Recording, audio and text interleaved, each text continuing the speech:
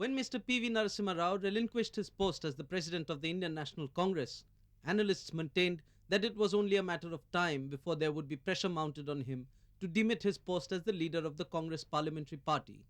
The fact that he chose not to give up his CPP leadership was seen as the starting point of a new power struggle within the Congress Party.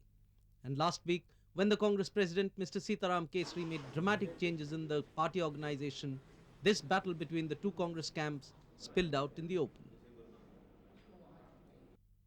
The sacking of the three senior general secretaries of the party and the replacement of MS Bitta as Youth Congress President by Satyajit Singh Gaikwad were all indications that the party president was keen to consolidate his hold in the Congress apparatus.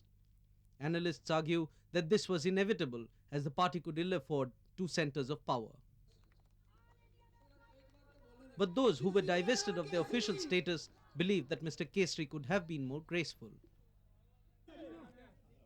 Mr. Kesari's efforts for party unity is also being seen as a part of his strategy to isolate Mr. Rao and his supporters within the Congress.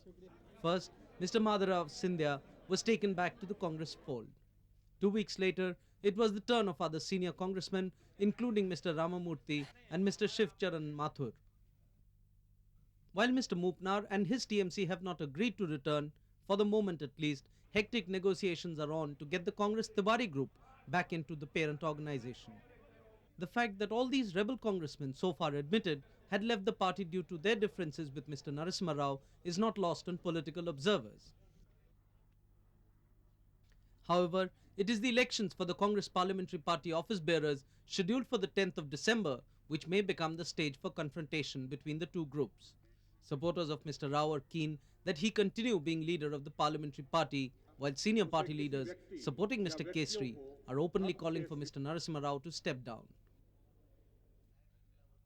While Mr. Kesari's group has not yet declared any candidate for the post of the CPP leader, in case Mr. Rao steps down, there are a couple of names being floated around.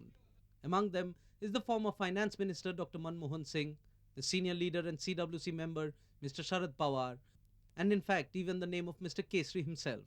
But some party workers are keen that in order to avoid damage to the party itself, there should be a rapprochement between Mr. Rao and Mr. Kesari. Meanwhile, political commentators are keenly watching the role of Sonia Gandhi, the widow of former Prime Minister Mr. Rajiv Gandhi. While she has time and again been invited to take a more active role in the party affairs, her enigmatic silence has only added to the mystery. But the rousing reception that was accorded to her by the Mupnar-led Tamil Maanila Congress in Chennai recently has led analysts to argue that perhaps in the long run, Sonia Gandhi may hold the magical key of both reunification and galvanizing of the Congress party. For the moment, however, the battle lines have been drawn between Rao and Kesari supporters, and maybe the results of the CPP office bearers election on the 10th of December will show who will finally emerge the winner.